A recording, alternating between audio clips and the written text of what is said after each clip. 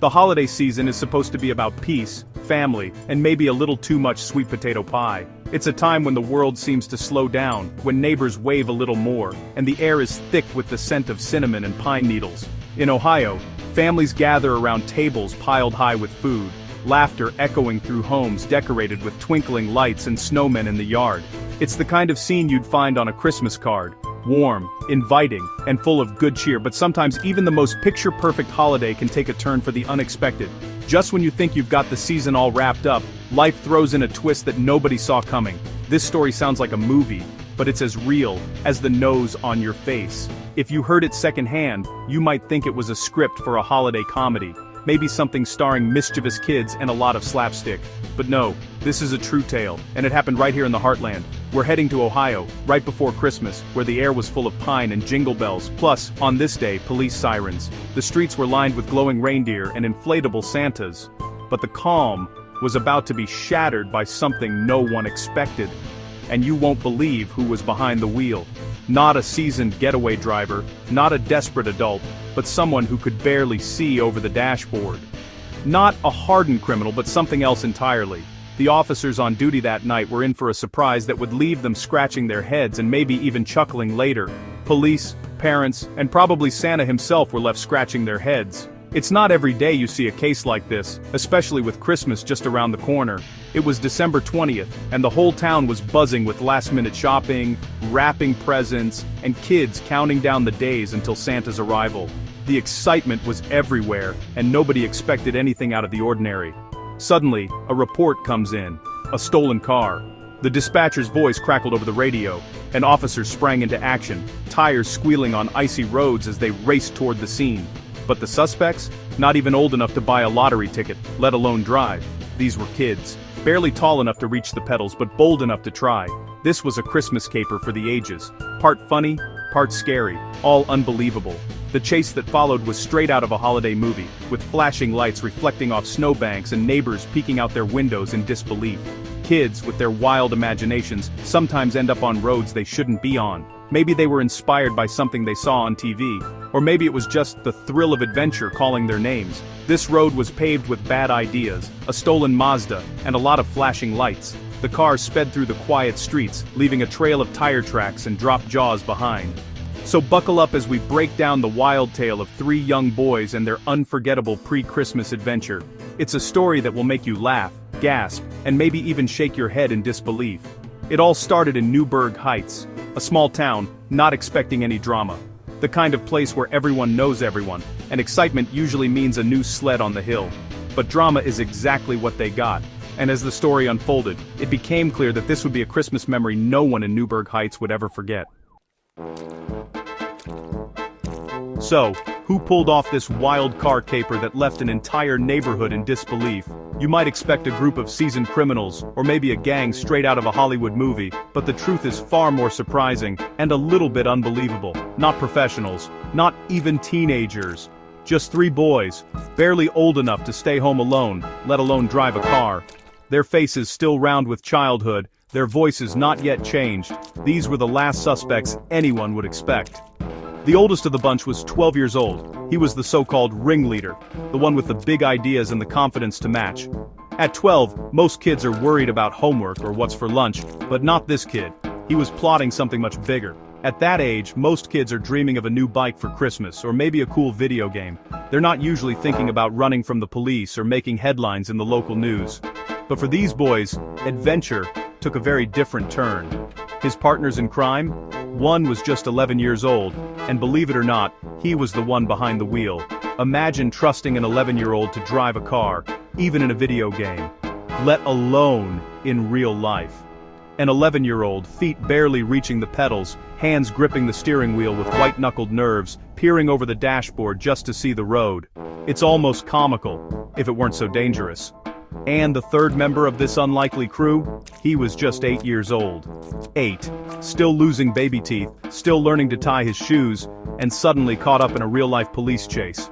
At 8, most kids are writing letters to Santa, hoping for toys and treats, not riding shotgun in a stolen car, heart pounding as sirens wail behind them. It's the kind of story you'd expect to hear in a tall tale, not the evening news. The combined age of these three boys was less than most adults. Put together, they still couldn't legally drive, vote, or even see a PG-13 movie without a parent. When you hear the words police chase, you probably picture hardened criminals, not kids, who still need a nightlight to sleep. But that night, the flashing lights and blaring sirens were all for them. The police must have thought it was some kind of mistake, a prank call, or maybe a misunderstanding. But, as the truth came out, disbelief turned to shock. This was real. 3 kids, just days before Christmas, turning a quiet neighborhood upside down. Instead of playing in the snow or hanging ornaments, they were making headlines, and giving their parents the fright of their lives. Their age changes everything. This isn't just a story about a crime, it's a story about childhood, about mistakes, and about how quickly kids can get swept up in something way over their heads. It's a reminder that even the youngest among us can make choices with big consequences. These weren't hardened criminals, they were just kids who made a very bad decision, one that could have changed their lives forever. You can see the regret on their faces, the realization that this was no game, a decision that could have ended much worse, but thankfully, this story ends with lessons learned. Families reunited, and a community reminded just how young and how vulnerable some troublemakers can be. How did these kids figure out how to steal a car? No secret mentor, no keys left in the ignition. They learned it all from YouTube. The same place for cartoons and game tutorials taught them Grand Theft Auto. Police said the boys admitted it. They watched step-by-step videos on breaking into and starting cars. It's a scary thought. Dangerous info, just a few clicks away. The boys saw a challenge, not consequences. One said, when he saw the Mazda, he just had to take it. The thrill of doing something forbidden took over. It's a wake-up call. Parents, pay attention to what your kids watch online. Once the boys got the Mazda started, their plan was in motion. It was a cold winter afternoon in Newburgh Heights, and the air was thick with excitement and nerves. The boys, bundled up in oversized jackets, exchanged glances, half daring, half terrified. They knew what they were doing was risky, but the thrill of the unknown was too tempting to resist. The engine's rumble felt like a secret handshake, a signal that their adventure was about to begin. The 11-year-old took the wheel, gripping it with both hands, knuckles white. His friends, squeezed into the back and passenger seats, were buzzing with nervous energy. For a few fleeting moments, they were just kids on an adventure, the world outside blurring past the frosted windows. Laughter filled the car, echoing off the windows. They probably felt unstoppable, like nothing could touch them. The streetlights flickered by, and for a second, it felt like they were in a movie. Heroes, in their own story, invincible and free. But that feeling didn't last. The reality of what they were doing crept in, and the excitement started to mix with fear. The laughter faded, replaced by anxious glances and tense silence. Every passing car, every distant siren, made their hearts race a little faster. Meanwhile, the Newburgh Heights police were on patrol, their license plate readers scanning every vehicle that passed. It didn't take long for the stolen Mazda to be flagged. In an instant, the boys' secret joyride was on the radar of the law. An officer spotted them, lights flashing and siren wailing, cutting through the quiet neighborhood. The blue and red glow filled the car, and the boys' faces went pale. The chase was on, and the stakes had just gotten real. This was the moment to stop and face the music, but panic took over. The boys' minds raced. What would their parents say? What would happen next? Fear drowned out reason, and instinct took the wheel. The 11-year-old slammed his foot on the gas, the car lurching forward. The world outside became a blur of houses and holiday lights as they sped through the neighborhood, hearts pounding in their chests. Suddenly, what could have been a simple stop turned into a full-blown police chase. Sirens echoed behind them, growing louder with every second. Now they weren't just joyriding, they were running from the law. The thrill was gone, replaced by pure adrenaline and fear. Every glance in the rearview mirror showed flashing lights getting closer. The officer called for backup, and soon more police cars joined the pursuit. The Mazda with 3 terrified kids inside weaved through the quiet streets, dodging parked cars and icy patches. The chase didn't last long, but for those boys, every second felt like an eternity. The fear, the regret, the realization of what they'd done, it all hit at once. Every turn they made only dug them deeper into trouble. The streets they thought they knew so well now felt like a maze with no way out. Their Christmas caper had just gotten very real. In the glow of police lights and falling snow, the adventure was over, and the consequences were just beginning. Every car chase ends somewhere. For these boys, it ended with a bang.